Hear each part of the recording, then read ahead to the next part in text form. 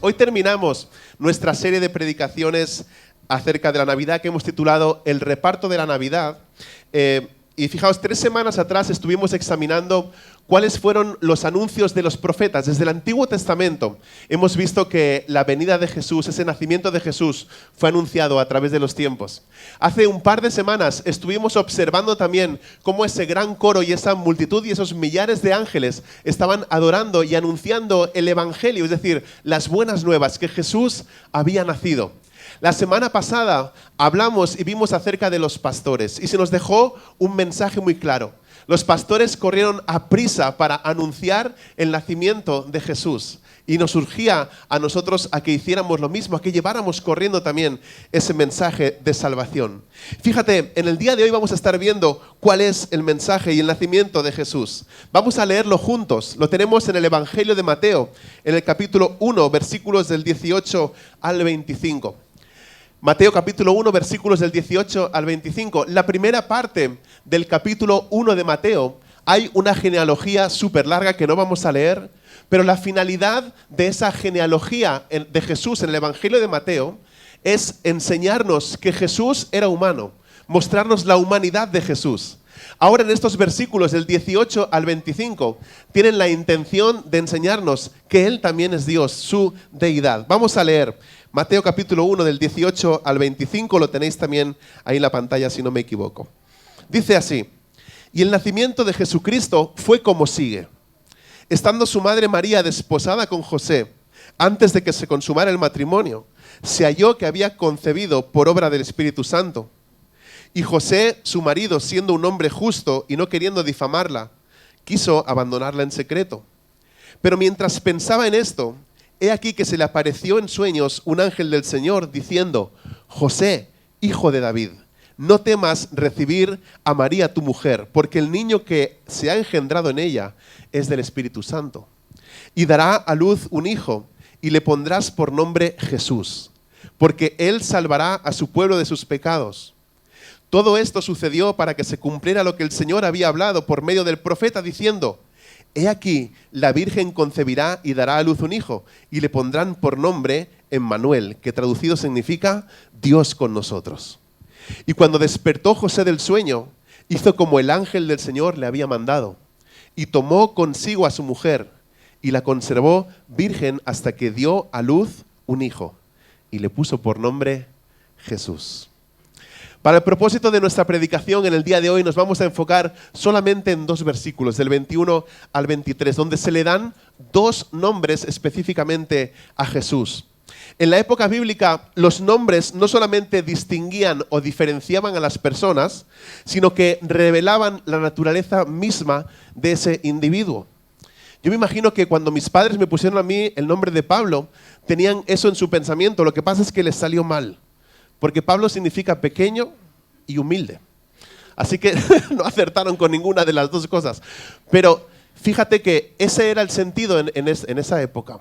Ponerles nombres porque diferenciaban a las personas. En el Antiguo Testamento los nombres eran una marca individual y comunicaban una esencia también de forma individual. Ahora, en el Nuevo Testamento la palabra que se usa para nombre viene del verbo que significa conocer. Así que conocer el nombre de la persona significaba conocer también a esa persona, conocer su personalidad. Os voy a decir algunos de los nombres de Jesús que aparecen en la Biblia. Por ejemplo, abogado, Cordero de Dios, como hemos cantado hoy, Señor de señores, Rey de reyes, Varón de dolores, Maestro, muchos le decían así, Alfa y Omega, Ancla, Juez, Pan de vida, Admirable consejero, Dios poderoso, Padre eterno, Príncipe de paz, Emmanuel y Jesús. Y en esos 2 últimos nombres son los que encontramos en nuestro pasaje y quiero que observemos nosotros detenidamente. Dice en el 1:21, le pondrás por nombre Jesús. Y vemos al final del versículo 25, y le puso por nombre Jesús. Y dice, y le pondrás por nombre Jesús, porque él salvará a su pueblo de sus pecados. Porque Dios es por nosotros. Es que Él nos perdona. Esa es la misión, ese es el propósito de Jesús. Luego dice, y le pondrán por nombre, en el 1:23, le pondrán por nombre Emmanuel, que traducido significa Dios con nosotros. porque Él es Dios con nosotros. Él permanece con nosotros. Ese es el mensaje o la presencia de Jesús. Y es que la misión de la cruz oculta el mensaje de la misión de la cruz, sí, está oculta en ese mensaje que encontramos en la cuna. Así que vamos a ver esos dos nombres, empezando por este último, por Emmanuel, porque Dios es con nosotros, Él permanece con nosotros. Vamos a escuchar de nuevo los versículos 22 al 23.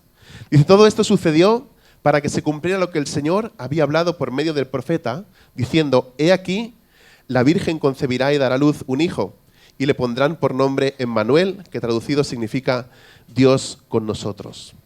Los detalles que envuelven este nacimiento de Jesús fueron revelados y predichos por los profetas cientos de años antes. Está haciendo referencia a Isaías capítulo 7 y versículo 14, donde dice exactamente, por tanto, el Señor mismo os dará una señal. He aquí, una virgen concebirá y dará a luz un hijo, y le pondrán por nombre Emmanuel. Esto está escrito unos miles de años antes de que Jesús llegue a nacer. Y fíjate que dice, he aquí una virgen. Cuando tú escuchas las palabras, he aquí, es porque viene algo interesante, viene algo importante. Se está dando un sentido de asombro. Escucha bien, fíjate bien, he aquí, mira lo que viene. Llama nuestra atención porque lo que Dios está a punto de decir tiene la intención de sacudir, tiene la intención de asombrar, tiene la intención también de sorprender a aquellos que iban a escuchar esas palabras del profeta. Y volvemos a ver algo. Dice que dará a luz. Es decir, nos está mostrando nuevamente la humanidad de Jesús. Nos está mostrando que Jesús era humano, pero la siguiente frase apunta rápidamente a su deidad y le pondrá por nombre Emmanuel, que significa Dios con nosotros. Cuando Adán y Eva pecaron, entró el pecado en el mundo y se produjo una separación entre Dios y su creación, entre Dios y lo que Él había creado. Por ejemplo, se establecen límites alrededor del perímetro del monte Sinaí cuando se dan los 10 mandamientos. También hay unos muros que rodeaban el lugar santísimo, aquel lugar en el tabernáculo donde solamente una vez al año podía entrar el sumo sacerdote, es decir, el jefe de todos los sacerdotes, pero no podía entrar así porque sí, tenía que entrar llevando un sacrificio que fuera aceptable, que fuera agradable a Dios. Y era un oficio que no a mucha gente le gustaba. Fijaos que al sumo sacerdote se le ataba una cuerda no sé si habéis escuchado esto alguna vez, se le ataba una cuerda larga que entraba hasta el lugar santísimo y de vez en cuando estiraban para ver si la persona seguía viva o no. Porque entrar en la misma presencia de Dios significaba la posibilidad de poder morir. Por eso es que llevaban ese sacrificio, para que fuera aceptable delante de Dios. Tenían que traer ciertos sacrificios para ser considerados aceptables. Pero leemos en Gálatas capítulo 4, versículo 4, que llegada la plenitud del tiempo, Dios rasgó los cielos y descendió para habitar íntima y personalmente con su pueblo. Juan capítulo 1, versículo 14, captura perfectamente la esencia de la Navidad. Dice, y el Verbo se hizo carne y habitó entre nosotros. Y vimos su gloria, gloria como la del unigénito del Padre, lleno de gracia y de verdad. Y hay una palabra que me gusta muchísimo aquí en este versículo, cuando dice, y habitó entre nosotros. Una traducción diferente sería, y puso su tienda de campaña entre nosotros. Puso su tabernáculo, tabernaculizó, sería una traducción. Lo que pasa es que no tiene mucho sentido dicho de esta forma, ¿no? Pero Dios desciende y se hace hombre y habita entre nosotros. Pero cuando uno lee estas cosas, también podemos pensar que la Navidad en ocasiones puede doler. No sé si estáis de acuerdo con esto. A veces la Navidad duele.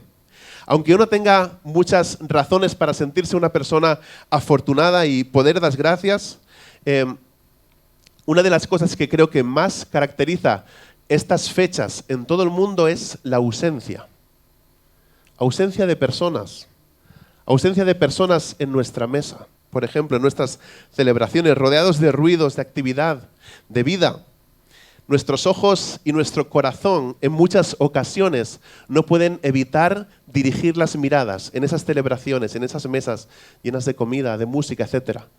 Nuestros ojos no pueden evitar dirigir las miradas a esas sillas que están vacías, a ese sofá en el que tal vez este año no hay nadie, ¿no? Aunque se supone que estas fiestas deben alimentar la gratitud y depositar paz en nuestro interior, también tienen una forma de magnificar las pérdidas. En medio de toda la celebración, la Navidad nos recuerda que no estamos completos, ¿no? Que siempre falta alguien, nuestra carencia, nuestro luto. Como os digo, la silla vacía pues, puede ser diferente para cada uno de nosotros. Para algunos es un lugar de vigilia, para otros es una herida reciente tal vez. Puede que sea la primera vez que esta Navidad esa silla va a estar vacía para ti, o puede ser que haya pasado mucho tiempo y tal vez ya te has acostumbrado a ver esa silla vacía, ¿no?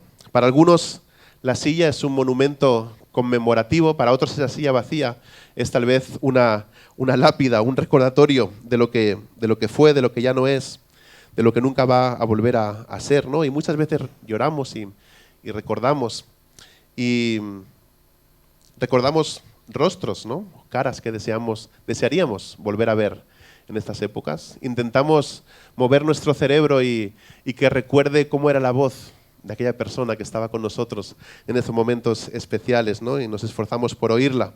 Es algo que compartimos, o es algo que deberíamos por lo menos compartir como comunidad, ¿no? Solo deseaba en este momento que supiéramos los unos a los otros, poder decirnos que no estamos solos, ¿no? Que podemos ver la espera los unos de los otros, que podemos ver el dolor los unos de los otros en estas ocasiones, que yo también estoy esperando, que yo también me aflijo, que yo también sufro, ¿no? De ese modo, todos estamos sentados juntos en estos y todos compartimos exactamente lo mismo, ¿no? Reunidos en esta misma mesa, en una mesa que muchas veces, como digo, está incompleta. Y en días como hoy, cuando veo tantos rostros de Latinoamérica, estoy seguro que mucha de vuestra familia está allí. Estoy seguro que muchos estáis pensando en vuestros papás, vuestras mamás, vuestros abuelos, vuestros familiares, pero también los que estamos aquí, los que hemos perdido a nuestros seres queridos, a nuestro padre, a nuestra madre, algún hermano, tal vez. Y puede ser que eso sea lo único que podemos ofrecernos los unos a los otros, ¿no? Nuestra presencia en esta época y en estos momentos en los que puede ser que sintamos una ausencia terrible, ¿no? Pero hay algo más, y es la presencia de Emmanuel, Dios con nosotros. Algunos faltan, pero Dios está con nosotros. La presencia de Emmanuel está con nosotros. Él está contigo mientras lloras. Él nunca nos va a dejar ni nos va a abandonar. Así que permite que Emmanuel llene este dolor y ese vacío que puede ser que tú estés sintiendo en estos momentos, en estas fechas que celebramos de una forma especial. Como decía antes, la misión de la cruz se esconde en el mensaje de la cuna. Ahora vamos a ver el nombre de Jesús, porque Él es Emmanuel, Él está con nosotros y Él permanece con nosotros. Y como su nombre es Jesús, Él es por nosotros y Él nos perdona. Vamos a ver rápidamente el versículo 21. Dice, y dará a luz un hijo, y le pondrás por nombre Jesús, porque Él salvará a su pueblo de sus pecados. Es interesante que no le dice a José que va a tener un hijo, así como se lo dijo a Zacarías, ¿no? Porque José no era el padre físico o biológico de ese niño. En el Nuevo Testamento, aquellos que más conocían a Jesús se referían a Él como Jesús, como Jesucristo, como Señor Jesús, como Maestro. Y es increíble seguir leyendo acerca del nacimiento de Jesús, porque cuando es presentado en el templo, un hombre llamado Simeón se acerca a los padres y dice esto acerca de Jesús. Dice, porque han visto mis ojos tu salvación. Eso está en Lucas capítulo 2, versículo 30. No lo tenéis ahí en la pantalla, pero me gustaría leerlo porque es muy interesante. Viene este señor y hace un poema, hace una canción cortita. Y dice lo siguiente. Dice, tomó al niño en sus brazos y bendijo a Dios y dijo, ahora, Señor, permite que tu siervo se vaya en paz conforme a tu palabra, porque han visto mis ojos tu salvación, la cual has preparado en presencia de todos los pueblos, luz de revelación a los gentiles y gloria de tu pueblo Israel. Ese es el cántico, esa es la canción o la bendición que este hombre hace acerca de Jesús. Y luego también cuando este hombre se marcha, si tú sigues leyendo la historia, cuando este hombre se va del templo, aparece en la escena una mujer, Ana, una mujer que nos dice que es viuda, que es profetisa, y dice así, dice, daba gracias a Dios y hablaba de él a todos los que esperaban la redención de Jerusalén. Y nos está dando un mensaje muy claro.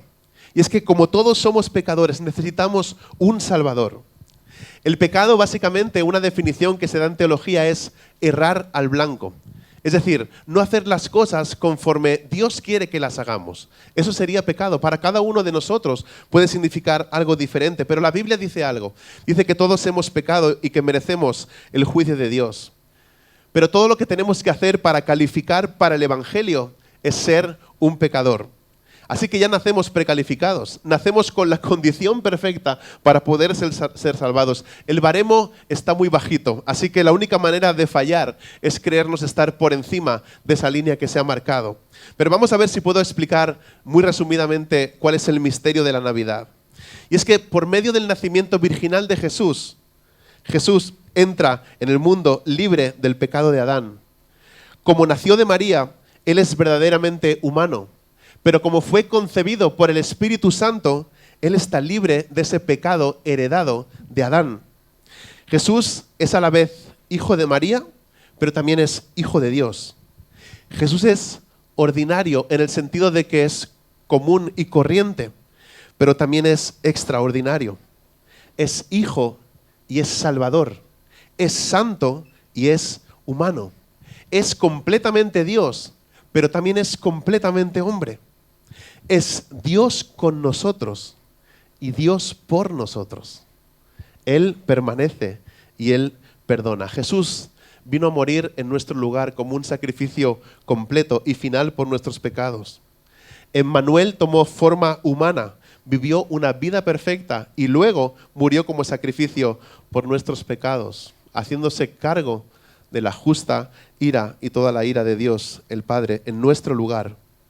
A cambio, cuando nosotros creemos, recibimos su justicia. Su muerte en nuestro lugar demostró el amor del Padre y dio por satisfecha la justicia de Dios, resultando en la salvación de todos los que se arrepienten y reciben a Jesús únicamente por la fe. Y este maravilloso regalo está disponible para nosotros de una forma gratuita. No tienes que pagar nada. Como Emmanuel, Jesús es plenamente capaz de ponerse en nuestro lugar y asumir nuestro castigo. Él pagó por nuestros pecados, precisamente porque no tenía culpa ni vergüenza propia. Dice 2 Corintios 5:21, al que no conoció pecado, le hizo pecado por nosotros, para que fuéramos hechos justicia de Dios en él. Jesús descendió para levantarnos, invirtiendo esa maldición en Adán. Así que cuando te sientas solo, recuerda que Emmanuel está contigo, como alguien que permanece. Él se va a agarrar, se va a aferrar a ti. Cuando te sientas también perdido, recuerda que Jesús está contigo como alguien que perdona. Él fue a la cruz por ti. Él fue a la cruz en nuestro lugar. En la cuna nosotros vemos que Dios está con nosotros. En la cuna vemos que Dios está por nosotros. En la cruz vemos que Él está por nosotros. En la cuna está con nosotros. En la cruz está por nosotros. El Salvador vino a este mundo y lamentablemente fue rechazado. Leemos en Juan 1:10 al 11. En el mundo estaba y el mundo fue hecho por medio de Él. Y el mundo no le conoció. A lo suyo vino y los suyos no le recibieron. Estaba en el mundo. Y aunque el mundo fue hecho por medio de Él, el mundo no le conoció. Vino a lo suyo, pero dice, los suyos no le recibieron. Y el mundo no le recibió porque no le reconoció. No le reconocieron porque no estaban dispuestos a renunciar al control de sus vidas y admitir que ellos habían pecado y que había esa afrenta entre ellos y Dios. Y la pregunta es, ¿qué hay de nosotros? Es decir, este mensaje de la Navidad de Jesús, de Emmanuel, ¿Qué significa para ti? ¿Qué vas a hacer con este mensaje? No sé si en algún momento te has planteado recibir a Jesús como tu Salvador. No sé si en algún momento has pensado que debes de hacer algo al respecto. No sé si has pensado en aquellas cosas que tal vez te impiden recibir a Cristo como tu Salvador y que Él sea completamente tu Señor. Pero no esperes a limpiar tu camino. No esperes para limpiar tu vida porque nunca estarás lo suficientemente limpio. La salvación no es algo que nosotros logramos, sino es algo que nosotros recibimos. El versículo siguiente nos dice cómo llegar a ser miembros de la familia de Dios. Está ahí en Juan capítulo 1, versículo 12. Dice, pero a todos los que le recibieron les dio el derecho, la potestad, dice otras traducciones, de llegar a ser hijos de Dios. Es decir, a los que creen en su nombre. Cristo vino a reinar sobre el universo y Cristo vino a reinar también sobre nuestros corazones. ¿No te parece eso algo increíble? Cómo ese Dios que reina en el universo se preocupa por tu pequeño corazón. Pues así es, eso es lo que nos dice el Evangelio. ¿Os acordáis cuando José y María buscaban un lugar donde dormir y donde dar a luz y nadie les daba posada? Una vez, no sé si Dulce se acuerda de esto, pero fuimos a ver una obra de Navidad allí en una iglesia en Guatemala y cuando las personas que representaban a José y María iban picando de lugar en lugar, resulta que en una de las escenas, una obra muy bien montada y en un sitio con unas 10.000 personas más o menos, un sitio enorme, resulta que pican ahí a uno de los hoteles, ¿no? Al mesonero, se dice, ¿verdad? Y cuando él sale y les atiende, les dice, no hay lugar para vosotros. Y se quedó así callado un momento y entonces dijo, no sabía cómo seguir la línea, le dijo, bueno, marcharos porque no hay sitio para vosotros. Si queréis en el establo, tal vez allí hay lugar. Y entonces se marcharon, José y María se iban apenados y el que hacía de mesonero les dijo, no, perdonad, sí que hay lugar aquí para vosotros. Le entró pena al muchacho que hacía de mesonero y se puso a llorar. Porque la escena era, ya os digo, una iglesia enorme, muy conmovedora la situación, y estaban José y María, aquella mujer embarazada y todo, y le dio lástima que siguiera. Pero por suerte algunos dijo, no, creo que José mismo dijo, no, y has dicho que no había lugar, entonces mejor nos vamos, ¿no? Y así continuó. Pero esa era la situación que se estaba viviendo. Fíjate, el Salvador vino buscando un lugar en el día en el que nació. Nuestro mundo parece estar demasiado lleno, demasiado ocupado para recibir y para darle un lugar a ese Salvador, ¿no? El único lugar que Jesús encontró, el único lugar que encontró al final fue la cruz. Porque no había otro lugar para Él. Y quiero que reflexionemos sobre esto.